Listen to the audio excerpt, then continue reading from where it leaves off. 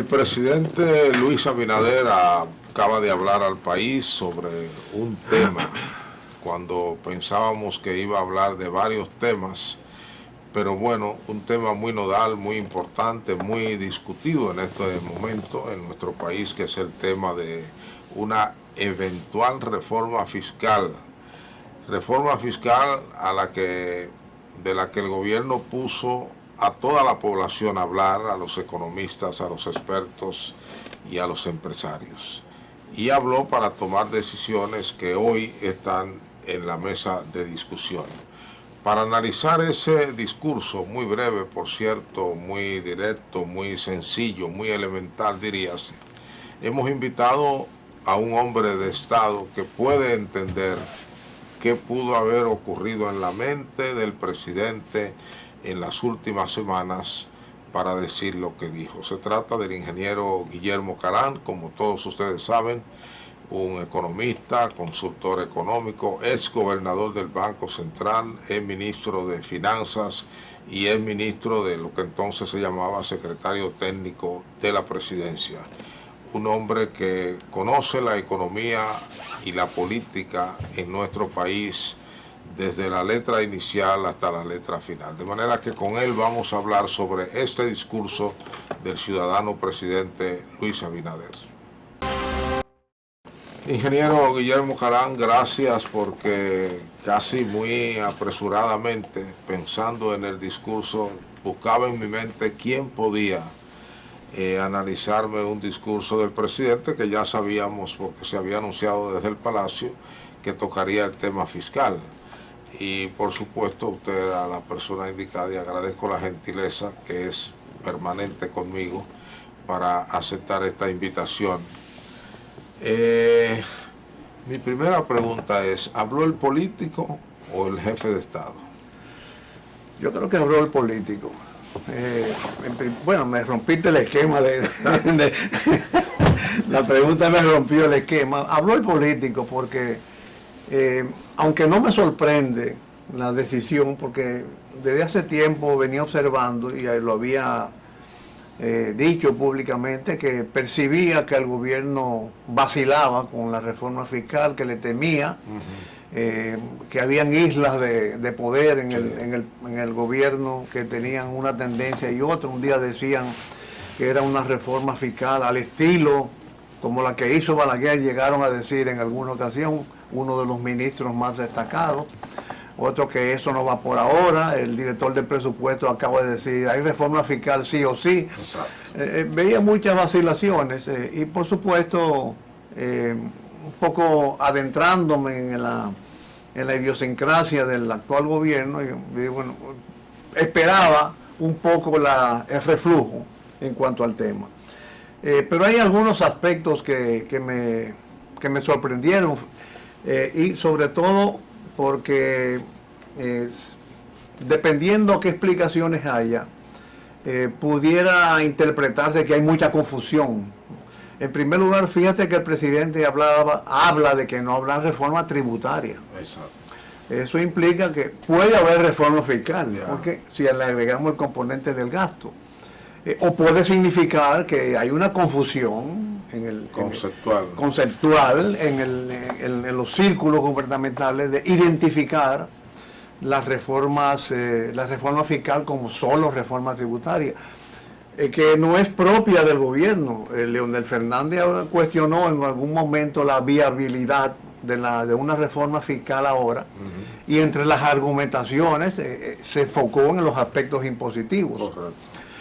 Entonces, no sé cuál sería el próximo paso del gobierno. Bueno, el presidente dijo que él ha estado haciendo una parte, la del gasto. Bueno, eso es el otro ingrediente con el cual yo no me identifico, porque el gobierno sigue presentando partidas específicas de gastos, en mejoría en los gastos, en transporte, en compra de vehículos, en compras, dicen que en publicidad, lo cual sorprende un poco, pero si tú examinas la estructura general del gasto y la comparación con el presupuesto, no llegas a la misma conclusión. En el concepto global, el gasto al 22 de diciembre, por cierto, un detalle que me preocupó, la Dirección de Presupuesto todos los miércoles cuelga en su página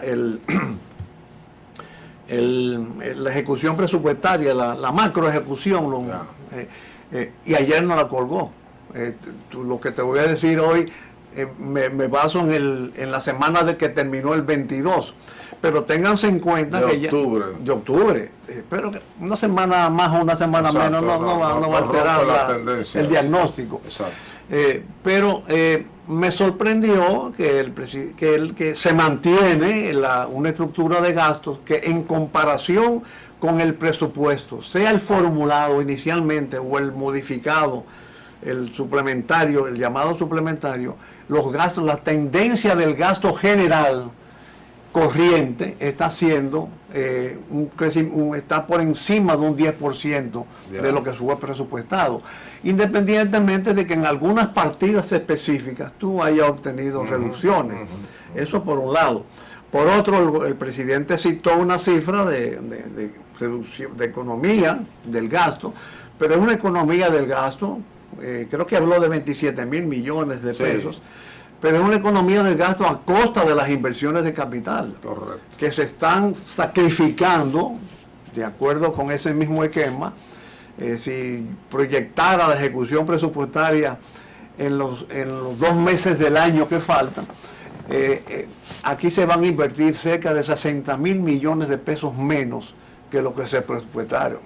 Entonces, tú no puedes vanagloriarte de tener una disminución de gastos, de erogaciones, vamos a llamarlo, de 27 mil millones, cuando lo que estás es sacrificando el gasto de capital. Es un viejo juego de los políticos, ¿no? Por ejemplo, hablan de superávit teniendo deudas enormes. Entonces, por eso siempre el fondo le decía, no hay tal superávit.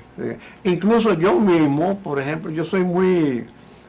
quizás tú no me oyes con frecuencia hablar de un déficit fiscal en términos de porcentaje del PBI, porque creo que es más importante ver el flujo de caja y las cuentas por cobrar. Como le gusta a los empresarios. Exacto. y como le gusta a mi escuela también. Exactamente. Bueno, un asunto de escuela. Claro. Sí. Y fíjate que hay un dato interesante que, bueno, a ese día del 22 de octubre, insisto, faltando 2 meses y una semana para cerrar el año, los gastos corrientes estaban consumiendo el 92% de las recaudaciones. Impresionante. Eso es. Tú no lo puedes hacer. Impresionante. Sí. Pero si tú a eso le sumas las amortizaciones, que no son parte del gasto corriente, sobre todo con el nuevo esquema de medición, tendríamos que para las cargas fijas, el gobierno tuvo que recurrir a 19 mil millones de sus reservas de fondos financieros. Y si le suman los 51 mil millones que ha invertido, que va a invertir de gasto de capital, que es casi la mitad de lo presupuestado, estamos hablando de que para amortización de la deuda vieja y para las inversiones de capital se están necesitando 70 mil millones de pesos. Quiere decir que no es una estructura de gasto que tú debas vanagloriarte. Por eso creo que algo tiene que ser afinado en las intimidades del gobierno para diagnosticar adecuadamente qué es lo que va a pasar. Porque, para consumo de las masas. ¿Perdón? Pienso yo que será para consumo de las masas. Sí, pero de presentación. En esta sociedad tan abierta es muy difícil guardar secretos. No, y de mucha gente ya con niveles de estudio, ¿no? Porque antes eran ustedes un grupito, pero ahora este es un país y las universidades siguen llenas de estudiantes. No, y cualquiera te saca un razonamiento debajo de una yagua. Exacto. Que te estremece. Sí. Te lo digo porque... Como decíamos allá, ¿verdad? En Higüey, de cualquier yagua vieja sale un grillo. Sí. O tremendo aracán. Bueno, un alacrán. También. Ojalá fuera ser un grillo. Se dice de ambas maneras. Creo que no sabía que era muy higüeyana la frase, pero... Bueno, yo siempre digo mi campo, claro. Me refiero todo me sorprendió porque yo recuerdo cuando Fidias Aristi fue juramentado como presidente, como secretario general de la Liga, a instancia de Amable Ariztí en el mundo higüeyano. Sí. Yo me quedé muy impresionado con su discurso de toma de posesión. Digo, él es excelente. Sí. Pero ahí un periodista me preguntó que qué me parecía. Y le dije, bueno, de cualquier yagua salió a la calle. Y no sabía que era que me estaba desenvolviendo entre higüeyanos. Ya. Pero volviendo al tema, yo creo que quizás el presidente quiso calmar los ánimos populares, pero va a aumentar las incertidumbres.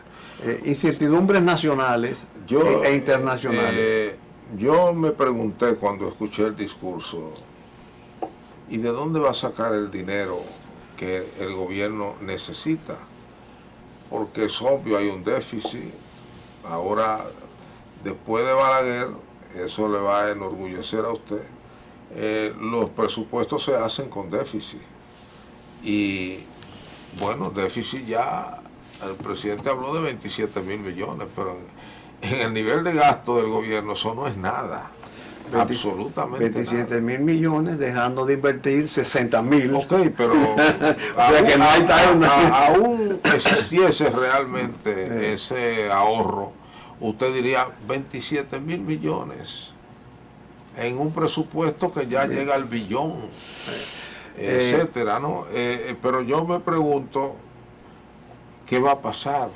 ¿De dónde se va a sacar el dinero? Y además, el gobierno había hecho saber en privado, cuando trataba con sectores el tema fiscal, que las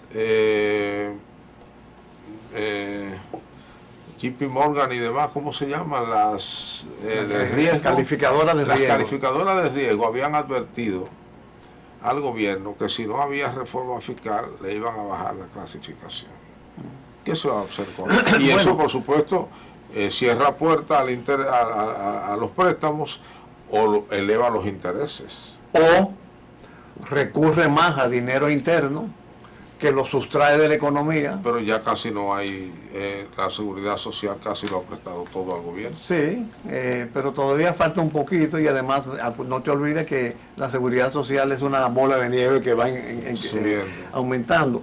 Pero precisamente, y yo no sé si dándole el beneficio de la duda al gobierno, abriéndole un compás de espera, o queriendo que sea así, sugerir, yo creo que, bueno, está muy bien que la reforma tributaria se haya descartado, pero vamos a tener que tener, precisamente por tu duda, por tu incertidumbre, en agenda el componente del gasto dentro de la reforma fiscal. Quizá ahí hay que hacer una reingeniería que por supuesto no, yo quiero creer que es así, porque entiendo que esto no puede seguir sosegadamente con esa composición y esa estructura de gasto que estamos teniendo.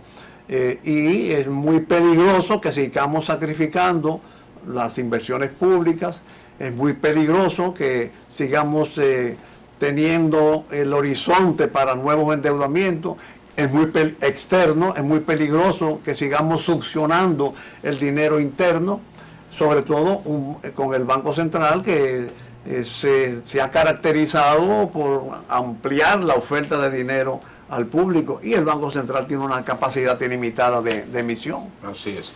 Vamos a hacer un paréntesis comercial para regresar con el ingeniero Guillermo Carán. Ingeniero Guillermo Carán, siguiendo sobre el discurso,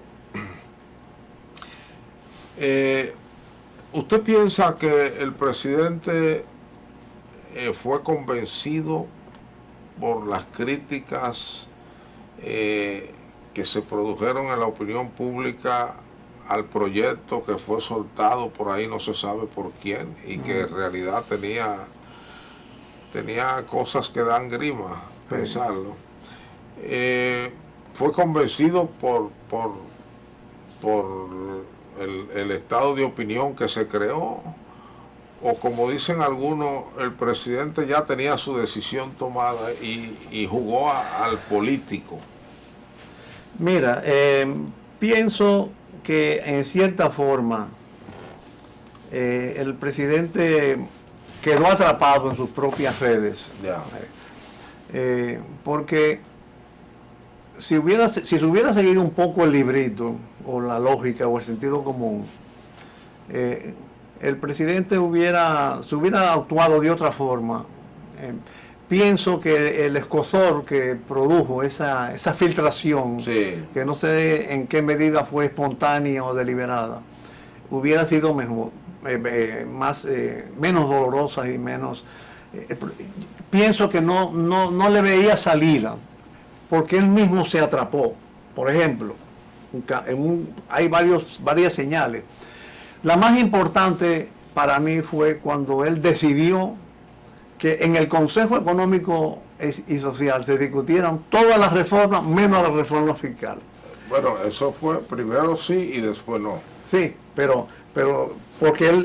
Primero todas, incluyendo la fiscal. Sí, y después sacó y la después fiscal. que él la va a discutir directamente con el estamento político. Esa fue la resolución, lo cual es inconcebible institucional, legal y legalmente, pero además el presidente estaba desaprovechando un espacio para él despersonalizarse un poco en circunstancias... Él no se despersonaliza. Bueno, En nada. ahí es que está no el solo error. eso, sino en nada. Bueno, pero ahí hay un error de fondo.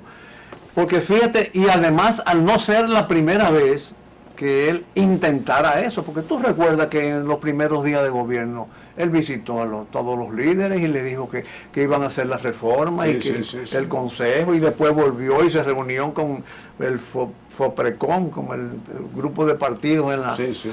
Bueno, Los partidos de Peñaguaba. o sea, exacto. Ahí está el reformista ahora. Sí. Imagínate. Debe ser mayoritario ahí el reformista. Retira la presión de los partidos de Peñaguaba. Retiro. El grupo de partidos, digamos, minoritarios. Emergente. Tampoco. No pueden ser emergentes. ¿Emergente de cuántos años? Bueno, estamos de acuerdo. Entonces, yo creo que eso... si tú intentaste una vez y no pudiste, o no le diste seguimiento, o tu maquinaria gubernamental no le dio el seguimiento, no te tires eso arriba. Entonces, él se centralizó esa decisión, que por supuesto quedó atrapada para armonizarlo, pero él renunció, desperdició el mecanismo más idóneo para eso. Porque la crispación política que hay ahora difiere de la armonía de los primeros días de gobierno. Pero hubiese sido también, esto es un tema, no es un hecho, la suposición. Yo creo que hubiese sido una torre de Babel la discusión en el CES. Está siendo, porque hay 17 comisiones Sí. y ahora le ampliaron el plazo y como quiera, pero precisamente una de las razones por que se está convirtiendo en torre de Babel es porque lo fundamental no está siendo abordado y le están dejando las cosas pequeñas. Entonces no se le ve, no hay entusiasmo. Sí. Y la experiencia reciente del pacto eléctrico, que es un pacto que no fue pacto, que al día siguiente de pactarse fue impugnado incluso, yo creo que ameritan como un rediseño de todo ese esquema de acción del gobierno para seguir contando con la voluntad popular, con la voluntad de los agentes económicos, que es muy importante en este momento, porque tú recuerdas cuando tú me invitabas en medio de la pandemia y en mis declaraciones y en mis artículos, yo repetía mucho, cuidemos que no creemos una crisis económica peor que la sanitaria. Ya. Mira cómo todavía se está manifestando, todavía no, ahora se está agudizando en cierta forma. Sí. Los abastecimientos, la carestía, las tendencias a los precios mundiales.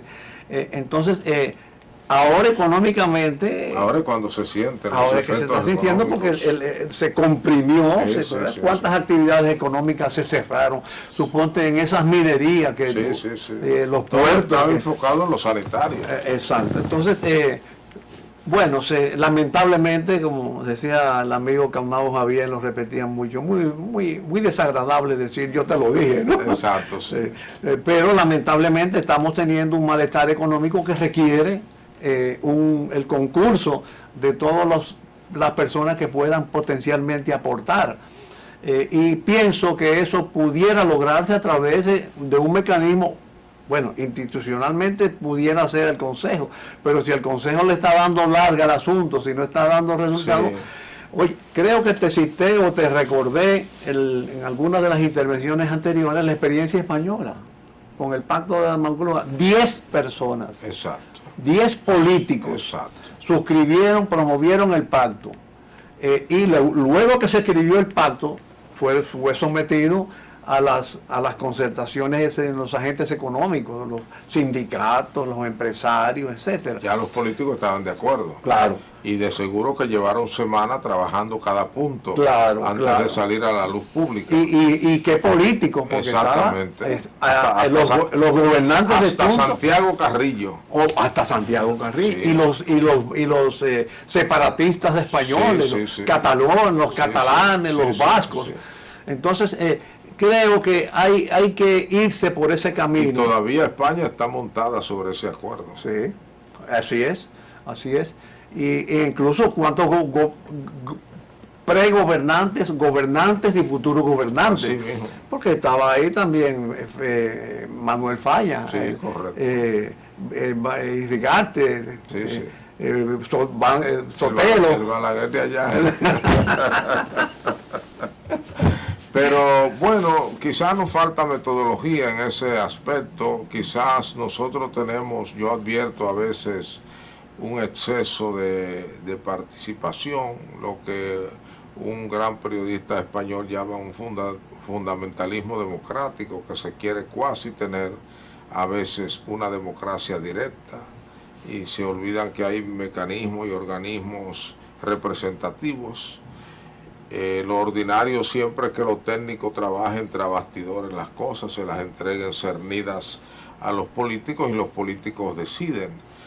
Pero poner a una nación toda o a una concurrencia dentro de un organismo X a discutir una reforma fiscal es para que no se pongan de acuerdo nunca, absolutamente nunca, ¿no? Fíjate que además, como un inconveniente, el CES no es vinculante. Sí, es un organismo asesor, pero fíjate un dato, el gobierno nunca llegó a proponer nada. No, nada. A Entonces, pesar de que, bueno, por lo que usted dijo al principio, sí. Usted le llama isla, yo le llamo escuelas de pensamiento muy diferentes sobre hacia dónde debía ir la reforma. Y finalmente el documento que sale, los economistas en su mayoría lo tacharon de pro-empresarial, en el sentido de que recaía en las clases medias. Y entonces aquí, hasta Estados Unidos nos ha dado la lección, quienes más tienen que aportar son los que más tienen. Y el mismo presidente había dicho eso. Y el mundo, porque fíjate que en Europa le han impuesto un impuesto a las multinacionales del 15%. Así es. Sí. Yo pienso que, por eso al principio del programa te decía, bueno, no me sorprende la decisión, pero no veo el curso de acción. Porque el presidente argumentó que su gobierno se caracterizaba por oír. Sí. Bueno, pero vamos a oír lo que va a pasar ahora, porque ahora puede ser que también le enrostren algunas condiciones que lo haga también rectificar. Y yo pienso que una solución pudiera ser alguna experiencia similar como esta española, que por cierto, el presidente Abinader tiene amigos en el partido, en el PSOE, que participó en el Pacto de la Moncloa. Bueno, partido aliado del PRM. Partido aliado, pero además aquí vino el ministro Bonó, que fue el presidente de una comunidad invitado por Abinader. Y yo creo que le acaban de dar la nacionalidad dominicana. Ah, sí. Sí, me parece algo creo así. Que tiene unas inversiones aquí por Sabana. Sí, aquí hay muchos españoles. Y Felipe González está vivo. Sí, que pero participó. No parece que es cercano al presidente Abinader. Bueno, pero me imagino que por razones generacionales. Está bien, pero ahí está Bonó, que fue ministro de su gobierno. Y Felipe ha sido un buen consejero de los presidentes del PRD y del PRM debía hacerlo también. Y hasta del PLD. Exacto, sí, y es un hombre de Estado. Y tiene vocación de colaboración. Entonces, Sí, sí. experiencia similar. Y mira qué coincidencia. Aquí hay 10 partidos políticos con representación congresional. Sí. Porque no hemos hablado de eso, pero óyeme, independientemente de las motivaciones, de las bellaquerías, ese planteamiento de los senadores Sí.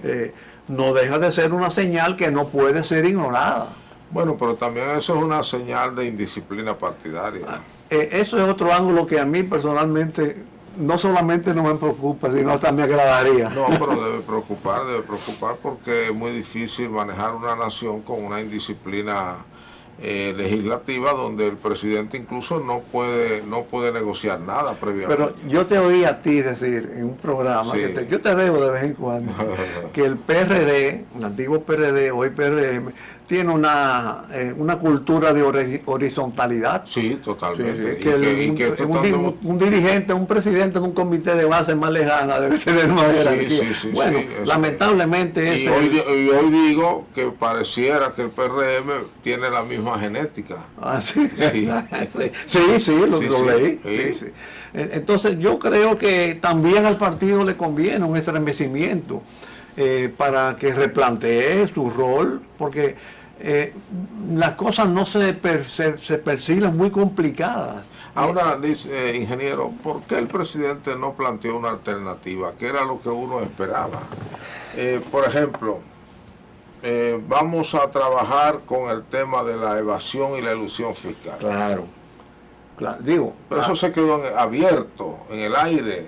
Yo pensaba lo mismo y por eso he insistido en esta intervención en que, bueno, se descartó la reforma tributaria, pero abrigo la esperanza de que vengamos con la fiscal, que es reducción de gastos.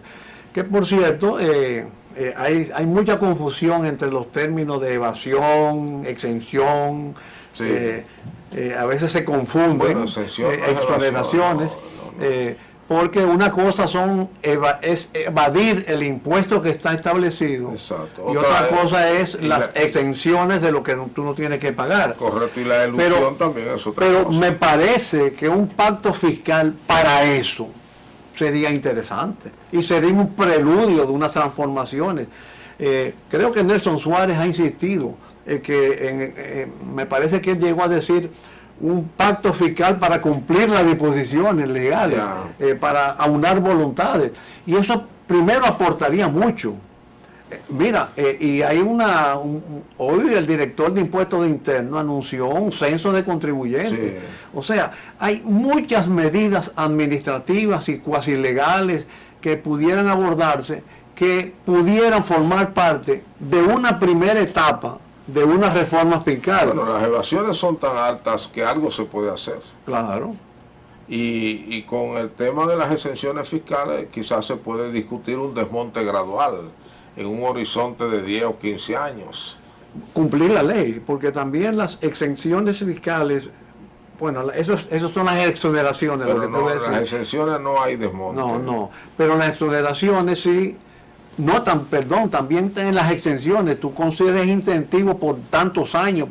Pero renovable. Pero, se renueva, sí, pero tú puedes cortar. Pero la intención de la exención del desmonte no es esa.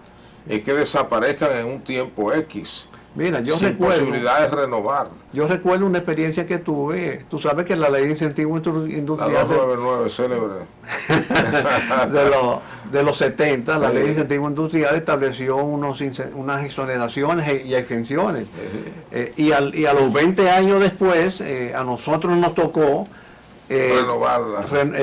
No, suprimirla, cancelarla, agotado el tiempo. Okay. Entonces, eso fue para la industria. Pero lo hicieron. Sí, lo hicimos. Algo similar puede hacerse para la cantidad de actividades económicas que han sido alentadas con plazos predeterminados. Yo pienso que ahí la ley falló siempre, desde el principio, en no tener un desmonte. Por ejemplo, usted que conoce bien los organismos internacionales y los famosos donantes de ONG.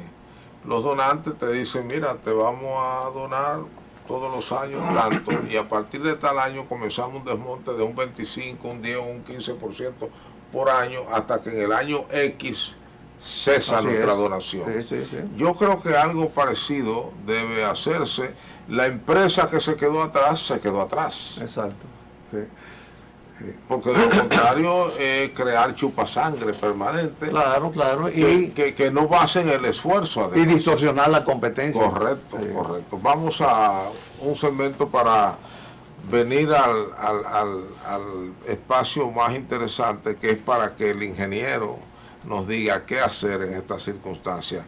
¿Seguimos viviendo con los recursos que están ingresando al gobierno o ciertamente el gobierno necesita unos recursos adicionales, y cómo conseguirlos sin reforma? Porque ya lo dijo el presidente.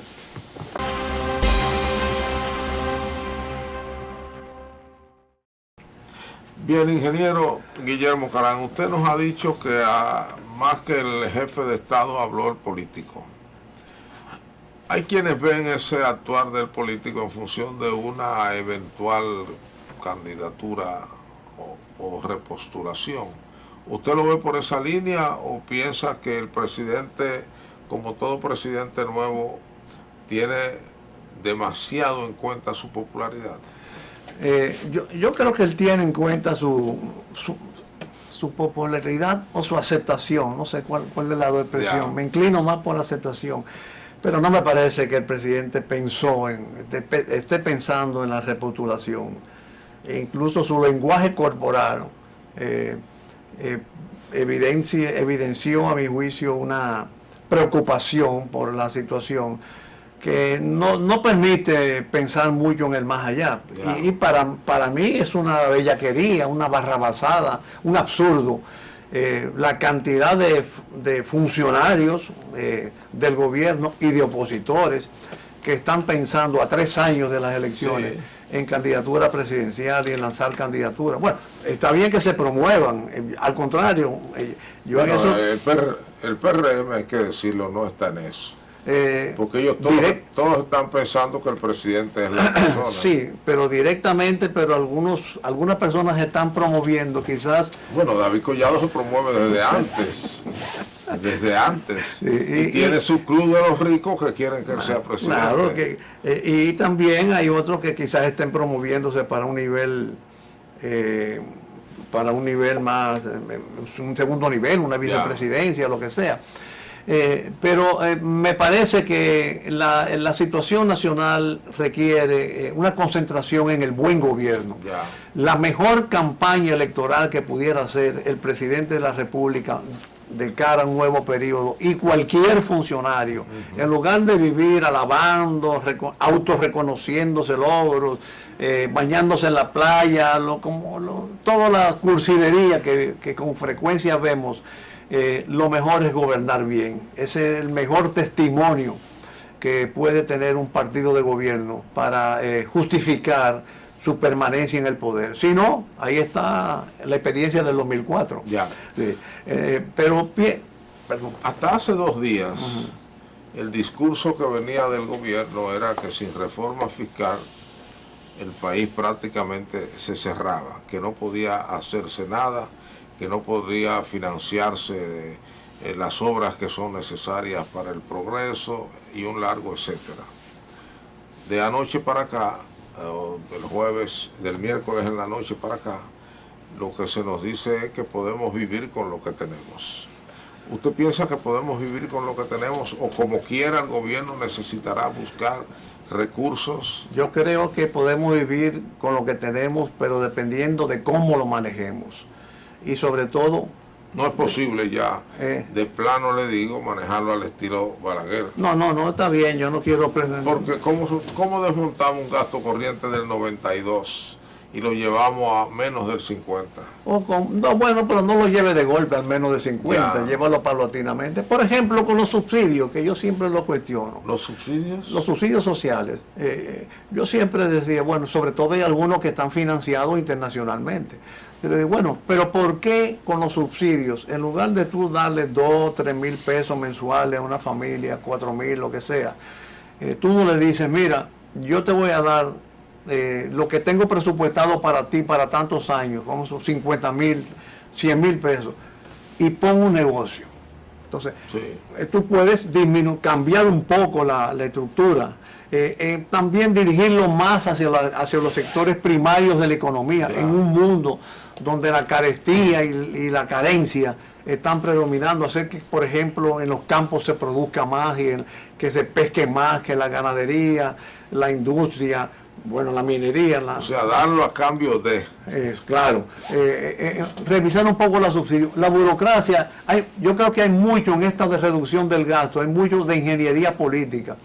Por ejemplo, hay países, acabo de ver una noticia reciente, que Suecia está disminuyendo la jornada laboral y ofreciéndole una disminución salarial que equivaldría a un aumento. Si tú reduces la jornada laboral de 5 a 4 días, es un 20% menos, y le está ofreciendo un aumento del 5%. Correcto. Entonces, yo creo que hay muchas cosas de esas que se pueden hacer sin causar presiones sociales y que pueden contribuir digamos, al crecimiento económico, porque hay cosas que se pueden hacer a la buena y no producen efectos, pero también podemos vernos compelidos a hacerlas cuando, por ejemplo, la situación fiscal se deteriore.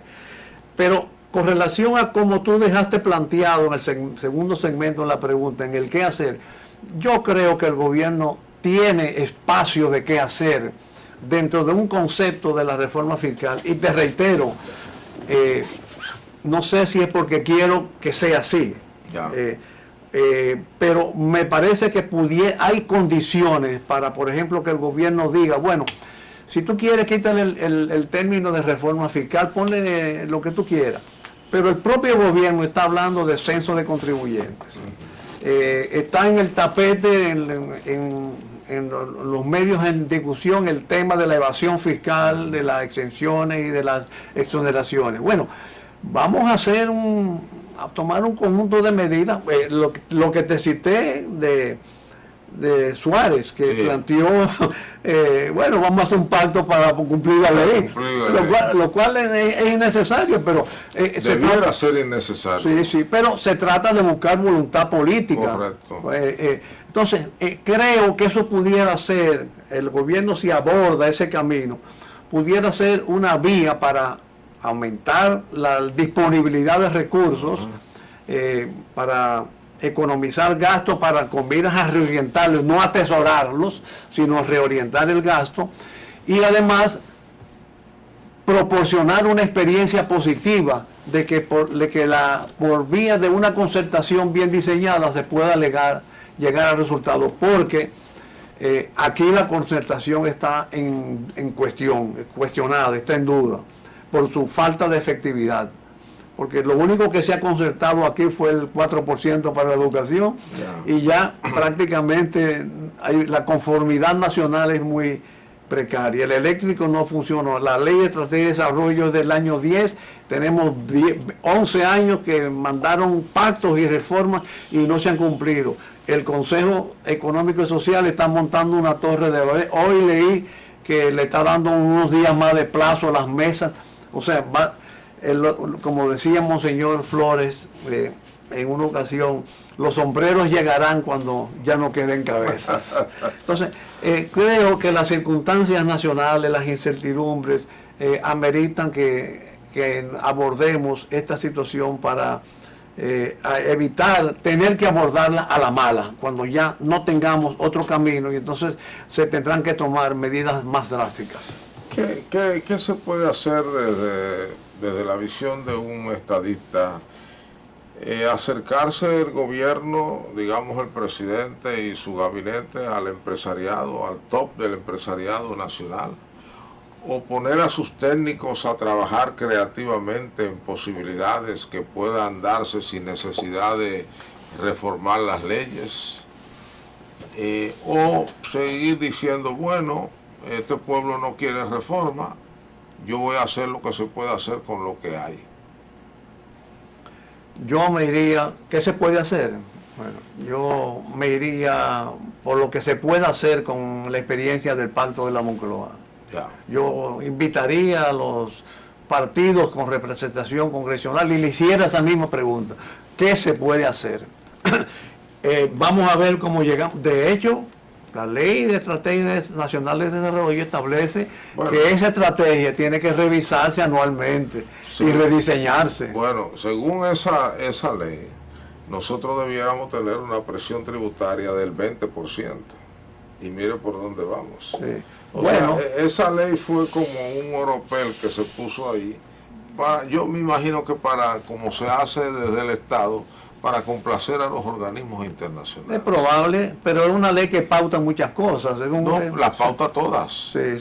Pone hasta cronogramas a las reformas. Sí, y yo creo que más de la cuenta, quizás, y como yo participé en una estrategia de desarrollo de la postrevolución, en UNAPLAN, los lineamientos que uno dejó a mi juicio fueron útiles. Por ejemplo, en esa estrategia de desarrollo nosotros nos abrieron los ojos sobre el turismo, sobre nuestra posición geográfica. Y modelo agroindustrial. Claro. Que todavía lo estamos esperando. Claro. Porque, ¿qué decir de nuestros pueblos? No solo de nuestros pueblos, que hacemos cosas expresamente para no cumplirlas. Cosas muy bonitas en la retórica. Porque nosotros tenemos planteamientos muy hermosos. Sí, y hay una vocación a sobrelegislar. Y a querer, parte de la cultura hispánica, a querer resolver todo con nuevas leyes. ¿Recuerda? La Ley General de Indias. Sí, exacto. Y no somos prácticos. Hay presidentes aquí que se han destacado por su sentido práctico, que los hemos tenido, y por eso quizá hicieron cosas. Sí.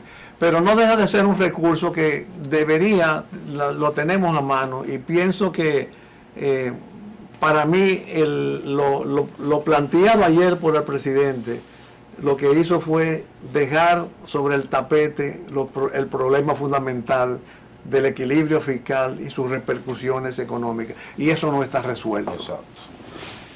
Siempre recuerdo al Balaguer, filósofo de la política del poder, en una frase que dijo en un discurso dedicado un discurso de campaña a Villa Duarte.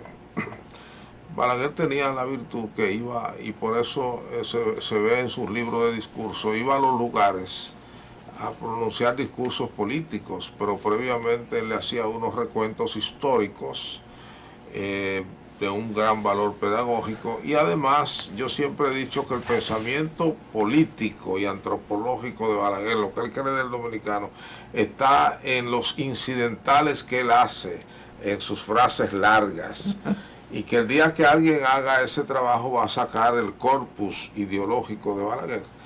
Por ejemplo, él dijo ahí que habían obras que se hacían desde el gobierno, unas por política y otras por necesidad. O sea, ahí yo veo un gran sentido práctico. Hay cosas que la política dice hay que hacerla y se hacen, pero hay cosas que responden a necesidades reales. Ahora mismo el país está en la necesidad de ver cómo el gobierno se agencia los recursos que necesita para que sigamos el camino de desarrollo que sin duda hemos estado viviendo en los últimos años, desde el 61. Sí, bueno, yo creo que hay una agenda inconclusa. Sí. Y parece, por las señales que me están haciendo, hay un programa inconcluso.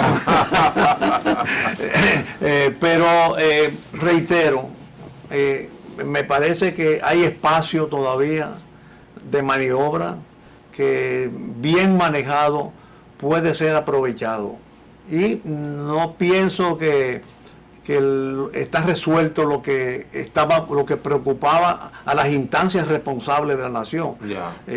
Quizás esas instancias responsables de la nación, un concepto muy difícil de identificar, no es compatible con el populismo o con la complacencia, o con la habilidad o la facultad de agradar. Hay verdades que duelen, que yo creo que deben ser asumidas en este momento tan difícil que estamos viviendo. Ingeniero Guillermo Caram, muchísimas gracias por su exégesis, digamos así, del discurso del ciudadano presidente, un ejercicio muy interesante que de seguro en sus artículos veremos nuevas ideas sobre todo. Me parece que hay que ayudar al presidente a ver esos espacios de posibilidades, de cosas que él puede hacer para agenciarse recursos y para que no tengamos el triste ejemplo de ahora que usted acaba de mencionar, que las inversiones de capital están muy rezagadas en relación con lo planificado. A ustedes gracias por igual, nos vemos en el próximo programa.